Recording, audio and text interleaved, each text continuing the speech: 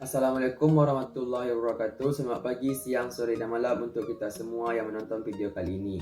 Jadi, halo teman-teman semuanya, aku Bima Alfikri. Pada kali ini aku membuat video berupa ulasan pembelajaran bahasa Indonesia, mata kuliah bahasa Indonesia bersama Bapak Asnawi pada program studi teknik perminyakan.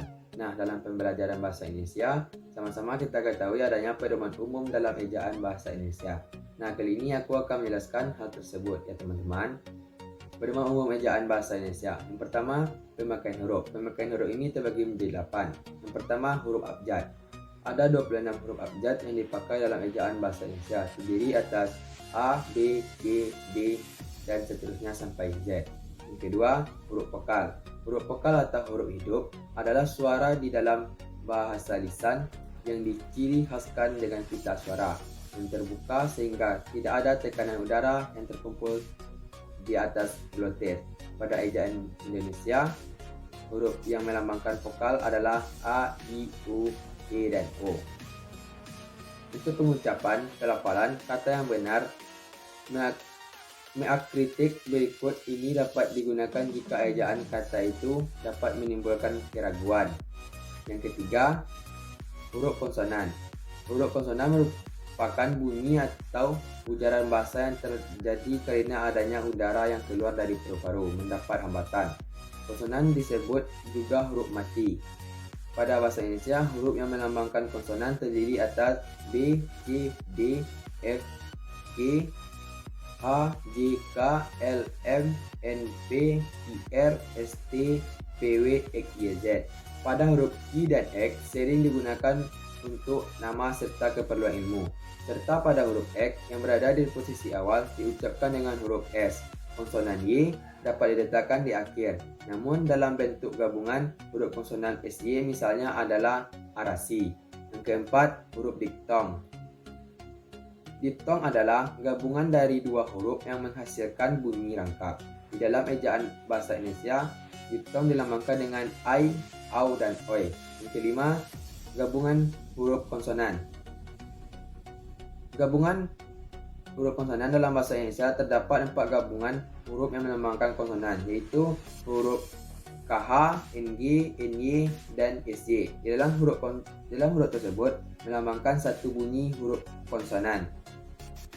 Yang keenam, huruf kapital. Huruf kapital disebut juga huruf besar, adalah huruf yang berukuran dan berbentuk khusus. Biasanya digunakan sebagai huruf pertama, yaitu kata pertama dalam kalimat, huruf pertama, nama diri, dan sebagainya. Yang pertama, huruf kapital dipakai sebagai huruf pertama awal kalimat. Misalnya, apa maksudnya? Nah, huruf A pada apa yang dimaksud sebagai huruf kapital yang dipakai pada pertama awal kalimat. Yang kedua, huruf kapital dipakai sebagai huruf pertama unsur nama orang termasuk julukan. Yang ketiga, huruf kapital dipakai pada kalimat dalam petikan langsung. Misalnya, adik bertanya, kapan kita pulang? Nah, pada huruf pertama, kita kapan, dalam petikan diberikan huruf kapital. Yang keempat, huruf kapital dipakai sebagai huruf pertama setiap kata nama agama, kitab suci, dan Tuhan, termasuk sebutan dan kata ganti untuk Tuhan. Yang kelima, huruf kapital dipakai sebagai huruf pertama unsur nama gelar kehormatan, keturunan, keagamaan, atau akademik yang diikuti nama orang, termasuk gelar akademik yang diikuti nama orang. Yang keenam, huruf kapital dipakai sebagai huruf pertama unsur nama jabatan dan pangkat yang diikuti nama orang, atau yang dipakai sebagai pengganti nama orang tertentu, nama instansi, atau nama tempat. Yang ketujuh, huruf kapital dipakai sebagai huruf pertama nama bangsa, suku bangsa, dan bahasa. Nah, nama bangsa, suku bangsa, dan bahasa yang dipakai sebagai bentuk dasar kata turunan tidak ditulis dengan huruf awal kapital. Yang kedelapan, huruf kapital dipakai sebagai huruf pertama nama tahun, bulan, hari, dan hari besar atau hari raya. Yang kesembilan, huruf kapital dipakai sebagai huruf pertama unsur nama peristiwa sejarah.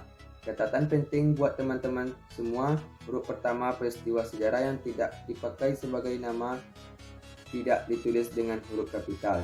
Yang ke-10, huruf kapital dipakai sebagai huruf pertama nama geografi.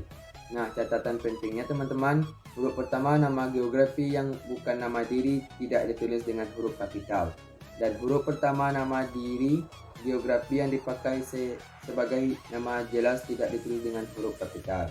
Yang ke-11, huruf kapital dipakai sebagai huruf pertama semua kata, termasuk semua unsur bentuk ulang sempurna dalam nama negara, lembaga badan, organisasi atau dokumen, kecuali kata tugas seperti di, ke, dari, dan, yang, dan untuk. 12. Huruf kapital dipakai sebagai huruf pertama setiap kata, termasuk unsur kata ulang sempurna. Di dalam judul buku, karangan artikel dan makalah, serta nama majalah dan surat kabar, kecuali kata tugas seperti di, ke, dari, dan, yang, untuk, yang tidak terletak pada posisi awal. Yang ke-13, huruf kapital sebagai huruf pertama unsur singkatan, nama gelar, pangkat, dan sapaan. 14. Huruf kapital sebagai huruf pertama kata penunjuk hubungan kekerabatan seperti bapa, ibu, kakak, adik, dan paman, serta kata atau ungkapan lain yang dipakai dalam penyapaan atau pengacuan. Yang ke-7, huruf miring. Huruf miring dipakai untuk menuliskan judul buku, nama majalah, atau nama surat kabar yang diikuti dalam tulisan termasuk dalam daftar pustaka. Yang kedua, huruf miring dipakai untuk menegaskan atau mengkhususkan huruf bagian kata atau kelompok kata dalam kalimat. Yang ketiga, huruf miring dipakai untuk menuliskan kata atau ungkapan dalam bahasa daerah atau bahasa asing. Catatan pentingnya teman-teman, untuk penulisan nama diri seperti nama orang, lembaga, atau organisasi dalam bahasa asing atau bahasa daerah tidak ditulis dengan huruf miring. Yang ke-8, huruf tebal. Yang pertama, huruf tebal dipakai untuk menegaskan bagian tulisan yang sudah ditulis miring. Yang kedua, huruf tebal dapat dipakai untuk menegaskan bagian-bagian karangan seperti judul buku, bab, dan subbab. Selanjutnya, penulisan kata. Penulisan kata terdiri atas kata dasar, kata berhimbuhan, bentuk ulang, gabungan kata, pemenggalan kata, kata depan, partikel, singkatan, dan akronim. Angka dan bilangan, kata ganti seperti ku, kau, mu, dan nya, kata sandang, si, dan sang. Selanjutnya, pemakaian tanda baca. Oke teman-teman semuanya, untuk pemakaian tanda baca terbagi atas beberapa bagian, yaitu yang pertama, tanda titik dan tanda titik dipakai pada akhir kalimat pernyataan. Yang kedua, tanda koma. Tanda koma dapat dipakai di antara unsur-unsur dalam suatu pemerincian dan pembilangan. Yang ketiga, tanda titik koma. Tanda titik koma dapat dipakai sebagai pengganti kata penghubung untuk memisahkan kalimat setara yang satu dari kalimat setara yang lain di dalam kalimat majemuk. Yang keempat, tanda titik dua. Tanda titik dua dipakai pada akhir suatu pernyataan lengkap yang diikuti pemerincian atau penjelasannya. Yang kelima, tanda hubung. Tanda hubung dipakai untuk menyambung unsur kata ulang. Yang keenam, tanda pisah. Tanda pisah dapat dipakai untuk membatasi penyisipan kata atau kalimat yang memberi penjelasan di luar bangunan kalimat. Yang ketujuh, tanda tanya. Tanda tanya dipakai pada akhir kalimat tanya. Kedelapan, tanda seru. Tanda seru dipakai untuk mengakhiri ungkapan atau pernyataan yang merupakan seruan atau perintah yang menggambarkan kesungguhan, ketidakpercayaan, atau emosi yang kuat. Yang kesembilan, tanda elipsis. Tanda elipsis dipakai untuk menunjukkan bahwa dalam suatu kalimat atau kutipan ada bagian yang dihilangkan. Yang ke-10, tanda petik. Tanda petik dipakai untuk mengapit petikan langsung yang berasal dari pembicaraan, naskah, atau bahan tertulis lainnya. Yang ke-11, tanda petik tunggal. Tanda petik tunggal dapat dipakai untuk mengapit petikan yang terdapat dalam petikan lainnya. Ke-12, tanda kurung. Tanda kurung dipakai untuk mengapit tambahan keterangan atau penjelasan. 13, tanda kurung siku. Tanda kurung siku dipakai untuk mengapit keterangan dalam kalimat penjelas yang terdapat dalam tanda kurung. Yang ke-14, tanda garis miring. Tanda garis miring dipakai dalam nomor surat, nomor pada alamat, dan penandaan masa 1 tahun yang terbagi 2 tahun takwim. Ke-15, tanda penyingkat atau apostrof dipakai untuk menunjukkan penghilangan bagian jata atau bagian angka tahun dalam konteks tertentu. Selanjutnya, penulisan unsur sarapan.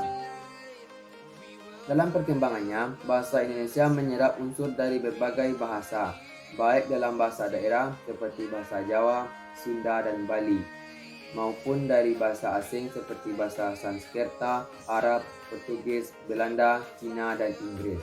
Berdasarkan taraf integrasinya, unsur sarapan dalam bahasa Indonesia dapat dibagi menjadi dua kelompok besar. Yang pertama, unsur asing yang belum sepenuhnya terserap ke dalam bahasa Indonesia, seperti force dan de facto.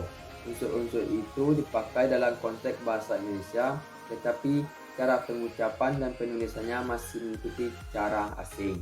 Yang kedua, unsur asing yang penulisan dan pengucapannya disesuaikan dengan kaidah bahasa Indonesia. Dalam hal ini, penyerapan diusahakan agar ejaannya diubah seperlunya sehingga bentuk Indonesianya masih dapat dibandingkan dengan bentuk asalnya. Nah, itulah teman-teman beberapa ulasan yang bisa aku berikan terkait pembelajaran bahasa Indonesia mengenai pedoman umum ejaan bahasa Indonesia bersama dosen mata kuliah bahasa Indonesia Program Studi Teknik Perminyakan Fakultas Teknik Universitas Islam Riau. Sampai jumpa Sobat Bahasa.